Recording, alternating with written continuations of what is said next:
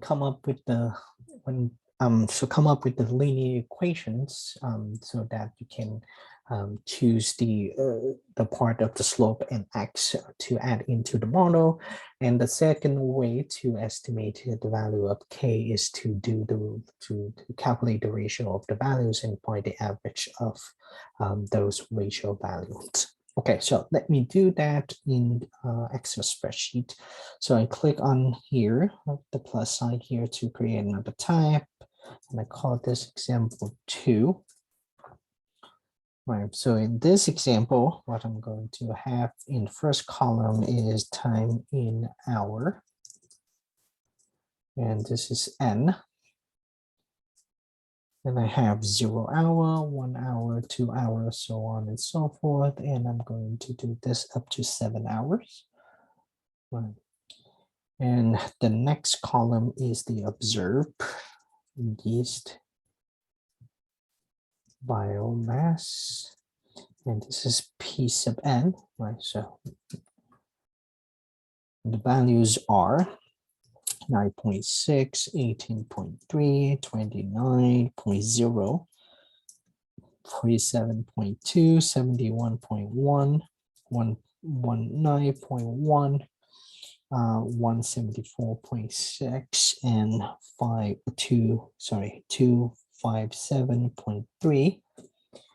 The next column I have change in biomass.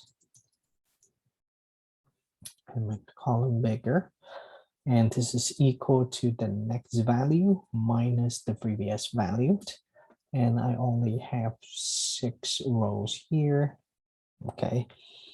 And I need 1 decimal place. So click on of this value, right click, hit format cells, go to number, and change that to 1 decimal place just to match with the value of given in this particular column. Okay, so now to estimate the value of k, again, what you do is the first thing you can do is to create a linear relationship here to plot the relationship between the biomass and the change in the biomass. So you click insert, go to scatter plot, and this give you this particular map. Click on any point, right click, add trend line. This is the linear relationship, and I want to display equations on the chart. And this give me that, let me go back to the lecture notes from the Excel spreadsheet. We can estimate that, come up with model 1. We have that P sub n plus 1 minus P sub n is approximately equal to 0.4495 P sub n, right? Or P sub n plus 1 is equal to 1.45 P sub n, right? So I'm just going to round up to 2 decimal places. Okay, so that's one model. Again, another model is to actually calculate the ratio of values. So the ratio is equal to the next value divided by the previous value, and you do this for just 6 rows. And I'm just going to choose 2 decimal places. So click on of this value, right click, format cells, click number, and change that to 2 decimal places, hit enter. So this is all the ratio values, and I'm going to calculate the average. Right, hit equal average, and choose on the value that you want to measure the average on, hit enter, and it gives you 1.61 as the estimations. Right, so for model 2, you have that P sub n plus 1 is approximately equal to 1.61 P sub n. So again, you have 2 models in this case. So to test it against the observed data, I'm gonna go to Python and see if we can make the differences between all of these calculations. So what I did is I just make a copy from the code from what we did earlier in example one and copy down and paste down to this environment. Because we're not going to change this particular format, not going to change this import, but we're going to change the original data. Right? So the original data is going to be 9.6. The next one is 18.3. The next one is 29.0 and 47.2. 71.1, 119.1, and 174.6, and one more value here, 257.3. Okay, you have two model. R1's going to be equal to 1.45. So this is the rate of model 1. And R2 is 1.61. So this is the rate of model 2. The initial value is going to be 9.6. So all of this is going to stay the same, except that n now is going to be equal to the length of, right? So instead of saying that, okay, 7, I just want to be sure that whatever the data you compare is going to be compared against the original data or the observed data. So I'm going to choose length, right, LEN, of the original data. So just copy and paste it here. And everything's going to be the same, right? All of this calculation is going to be the same. The update's going to be the same, right? Except I'm going to change the accent label, so number of hours. And this is the yeast biomass. You're going to hit Shift Enter.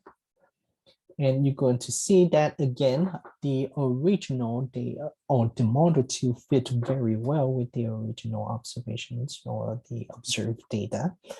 And model 2 is not as good as the model 2.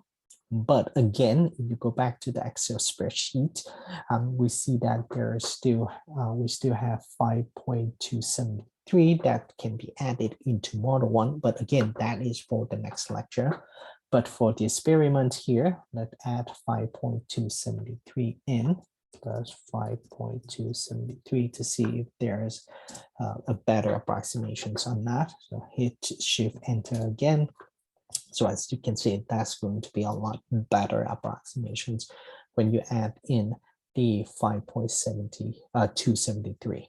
Okay, I didn't add this in because I want to see the linear relationship or the between the biomass and the change in the biomass, as well as I want to just see the discrete exponential growth in the graph, okay, without caring too much about the extra constant at the end of the approximations here. Okay, again, that is for the next next calculation, sorry, next lecture.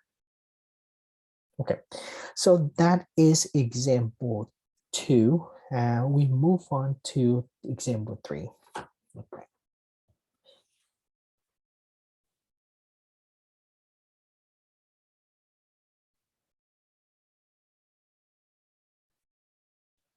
Before we go to example 3, I want to mention that, so this first 2 example represent the discrete exponential growth, right? So this is also discrete exponential growth. And for this particular exponential growth, The idea for exponential growth is that, right, if you study exponential function, you see that as n go to infinity or as t time go to infinity, the output will go to infinity as well. So that means the populations increases forever or to infinity, which is unrealistic, right, in real life situation, in the real world situations. So unrealistic, right? So what's going to happen, right? If you continue observing this biomass increases over a long period of time, something very interesting coming up, right? Or something very interesting appear. Right. When you take into account the modeling birth, death, and resources, we will have something called the discrete logistic growth. And for the logistic growth, there are certain threshold or capacity or limiting value that the populations can get to and stay there forever, right? So quite a few things here. If both births and deaths during the period are proportional to the populations, then the change in population should be proportional to the population. So what it means is, again, let's tell you that the change is going to be approximate to the current populations. Okay. However, when you take into account the resources, for example, food, can support only a maximum population level or limiting value or capacity, rather than one that increases indefinitely or forever, right? And when that maximum level are approached, the growth should slow down significantly. Okay, so let's take a look at this next example, where you still talk about the data of the yeast culture growing, but we make the observation beyond 8 observations given in the last example. Now we have about 19 observations. And as you can see, after certain hours, the yeast culture or the biomass approach a certain value. And in this case, they estimate that that certain value is about 665 biomass. Okay, so as you can see, if you continue to make the observations, you will have something closer to 665. Of course, it cannot be the exact value of 665. It can be 664, it can be 666, right? Something like that. But it's just an estimation, it's just an approximation, and they give the value of 665. All right, so a few notes here from the data. The populations appear to be approaching a limiting value, or we call that the carrying capacity. Right, so based on the graph,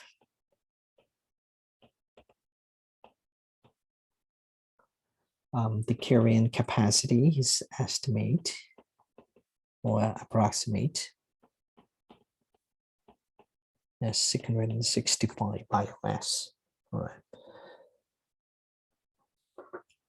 So that means as P sub n go close to 665, the change slow down.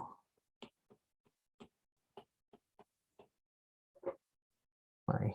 Or when you have 665 minus P sub n, and this expressions get smaller as P sub n approaches 665, right? So we're going to come up with a new model. It's no longer a discrete exponential growth, but a discrete logistic growth. And the change is going to be equal to delta p sub n equal to p sub n plus 1 minus p sub n going to be equal to k times p sub n, right? That is quite, so that is what we have from last example. But now we take into account this particular term so that we can say that as p sub n get close to 665, this difference will get smaller. So you multiply that with 665 minus p sub n. And this is the logistic growth or discrete.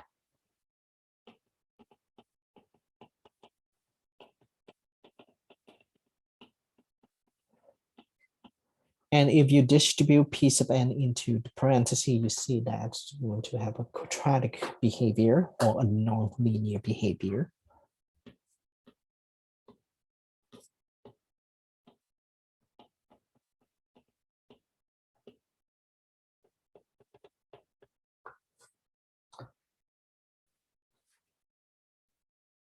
Okay, so we want to see, or we make the comparison between the difference and this non-linear behavior.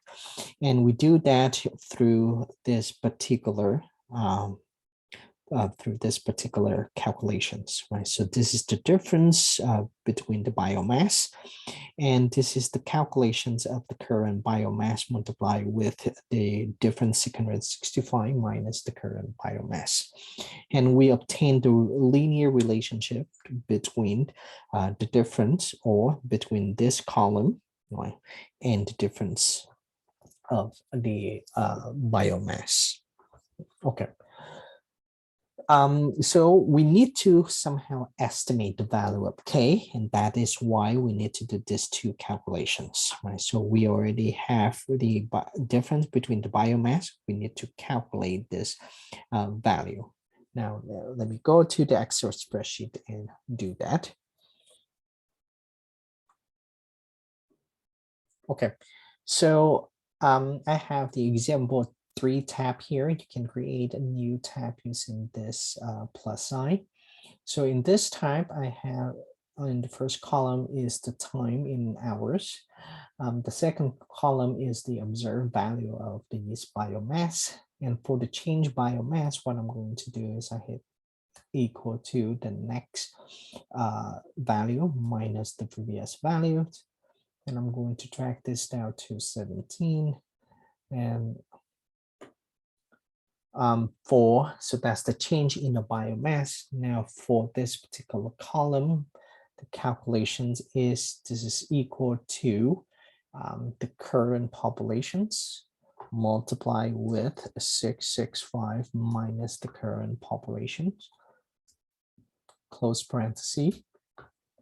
And this is what I got. I'm going to track the formula down.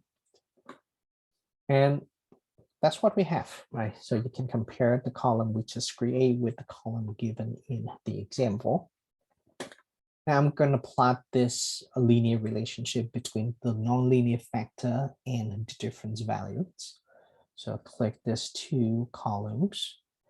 It's insert, it's scalar plot.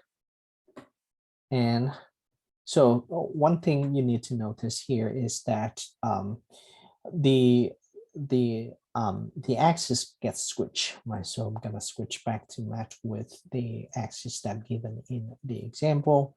So to do that, I'm going to click on the graph, right click, select data, and I'm going to change the x value and the y value. So the x value is going to be in the F column and the y value in the E column. So I change the x value to F. Sorry. So right click again, select data. This is F. This is F. This is E. Change to E. Hit OK.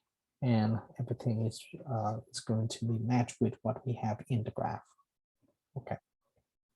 Now click on any points, right click, add trend line. And this is the linear relationship display equation on the chart. And this is the equations, right? So we drag it down here. So that's one way to obtain the value of the relationship between the difference and the nonlinear factor. So let me go back to the note here. So here you have the difference equations, right? All right, the difference value here and the nonlinear factor. We just did quick calculations to estimate the value of k. So from the Excel spreadsheet,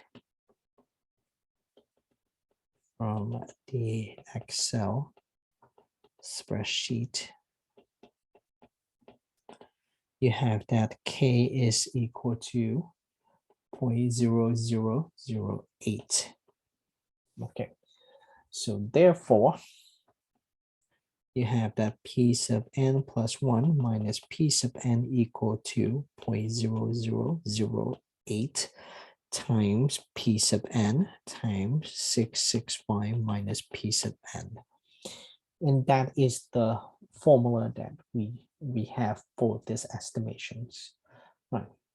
And again, this is the discrete logistic growth. Right. To solve for p sub n plus 1, you do p sub n plus 0.0008 times p sub n times 665 minus p sub n. Okay. Now, remember from the last two example, another way to estimate this k value is to find the ratio of the yeast biomass, right? So the ratio, let's try to do that, is equal to the next value divided by the previous value. Hit enter and just drag everything down here. And we're just going to have 2 decimal places. Format cell, number 2 decimal places.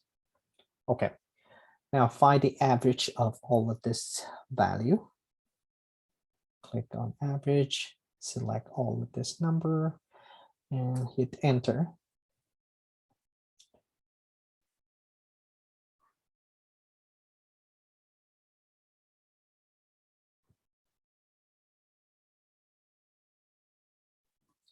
However, what we notice in this case is no longer the relationship between x sub n or p sub n plus 1 versus p sub n, but the relationship between the nonlinear factor and the change in the biomass. Now, therefore, you need to create the ratio that's actually tell that relationship. Right? So instead of the previous biomass divided by the next biomass divided by the previous biomass, what you do is you calculate the ratio of the nonlinear the change in the biomass over the nonlinear factor. So y value over the x value. And you're going to track this down and calculate the average of this new ratio. And you come up with some number which is very similar to the slope of the line here. So therefore, you can see that doing this model, following this model is going to be the same with the model we come up with the straight line. Okay, so therefore, there's no necessary. It's not necessary. It's not necessary for us to come up with 2 different models anymore. Just one model should be fine. Again, why there is 2 different ratio here. So the first ratio is the ratio between the next biomass and the previous biomass, which is not correct in this case, because what we have in this chart is the relationship between the nonlinear factor and the change in the biomass. So therefore, you need to calculate that particular ratio to see the relationship. Okay. All right. So let's plot this in Python so that we can capture the change, the observations. Okay. And that is for your homework. I will leave that for your homework. So hopefully the first two codes give you some information, and you can modify the code and provide or produce this particular graph, right, using Python. So I'm going to leave that to you in the homework.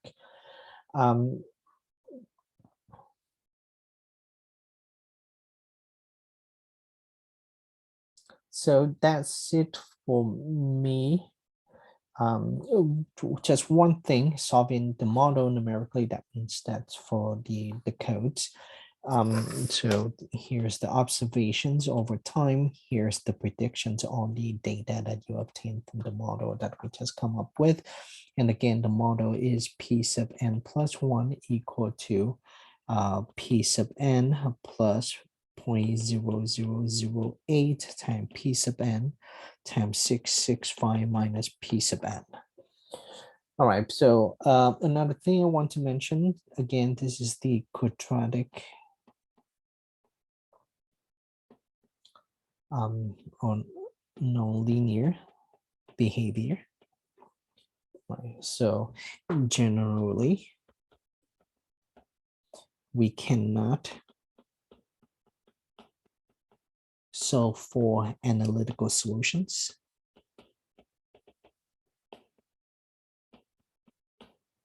That means you cannot find a formula expressing P sub n in terms of n. So that's why you have to do, you have to solve the model numerically. Okay, and it's very simple, right? So you can do it by hand, or you can use the code that we just that we haven't done so far. So to do it by hand, you start with the initial value. So so to calculate P1, you get P0 plus 0.0008 times P0 times 665 minus P0, where P0 is equal to 9.6, and you will obtain P1. Then P1 is going to be equal to 14.76, right? And then you use P1 to calculate P2, you get P2, you can calculate P3, so on and so forth. But the more data you have, the more ridiculous for you to actually do all of this by hand. So the coding experience is very useful for you. All right, so again, the predictions and the graph will be given to you as a homework. So that's for you, for your work. So that's it for me for this lecture. Please let me know if you have any questions. Thank you.